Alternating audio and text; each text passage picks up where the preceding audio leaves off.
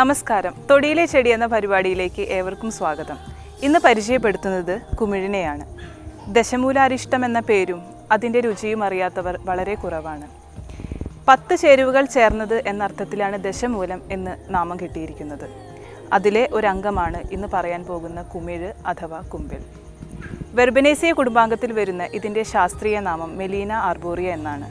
സംസ്കൃതത്തിൽ ഇതിനെ ഗംഭാരി, കാശ്മീര്യ, മധുപർണി എന്നൊക്കെയാണ് നാമധേയങ്ങളുള്ളത്. ഇന്ത്യയിലെ എല്ലാ കാടുകളിലും ഈ മരം കാണുവാറുണ്ട്.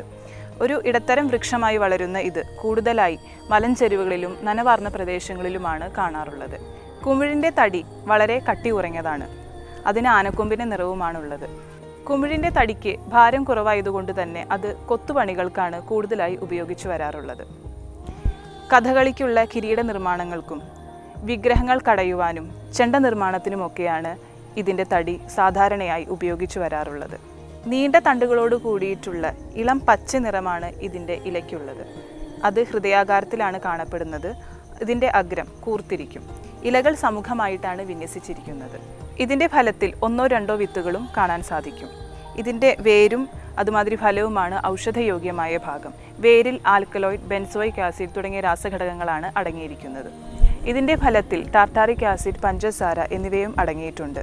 നല്ലൊരു വേദന സംഹാരിയായിട്ടാണ് ആയുർവേദത്തിൽ ഇതിനെ ഉപയോഗിച്ചു വരാറുള്ളത്.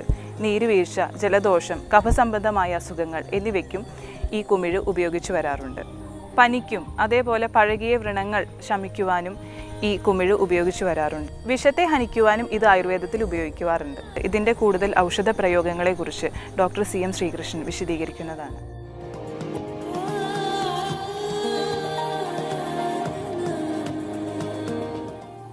കുമിഴ് അല്ലെങ്കിൽ കാശ്മീര്യം എന്നൊക്കെ പറയുന്ന ചെടി നല്ലോണം വളരുന്നതാണ്. പക്ഷെ അതിൻ്റെ തടിക്ക് വളരെ ബലം കുറവാണ്, കനം കുറവാണ്. അതുകൊണ്ട് തന്നെ അത് ഈ കഥകളിക്കോപ്പൊക്കെ ഉണ്ടാക്കാൻ വേണ്ടി ഉപയോഗിക്കുന്നതാണ്. പക്ഷേ ഇത് നല്ല ഔഷധമാണ്. ദശമൂലത്തിലെ ഒരു പ്രധാന ചേരുവയാണ് ദശമൂലാരിഷ്ടം, ദശമൂല പഞ്ചകോലം കഷായം, പിന്നെ ദശമൂലാദി ഘൃതം, ഇങ്ങനെ പല ഔഷധത്തിലും ഈ കുമിഴി ചേർക്കുന്നുണ്ട്. ഇത് വാതശമനമാണ്. ഇത് സമൂലം ഇട്ട് കഷായം വെച്ചിട്ട് അകത്തേക്ക് കൊടുത്താൽ വാതശമനമാണ്. അതുപോലെ ഇതിട്ട് എണ്ണ കാച്ചിട്ട് പുറമേ തേച്ച് കഴിഞ്ഞാൽ വേദനാശമനമാണ്. പിന്നെ ഇതിൻ്റെ ഇല, ഈ പഴകിയ വെള്ളം ഉണങ്ങാൻ വേണ്ടി ഇതിൻ്റെ ഇല ഇട്ട് കഷായം വെച്ച് ധാര ചെയ്യും. അതുപോലെ തന്നെ ഇത് കൽക്കമാക്കിയിട്ട് വെച്ച് കെട്ടിക്കഴിഞ്ഞാൽ മുടി പെട്ടെന്ന് ഉണങ്ങും.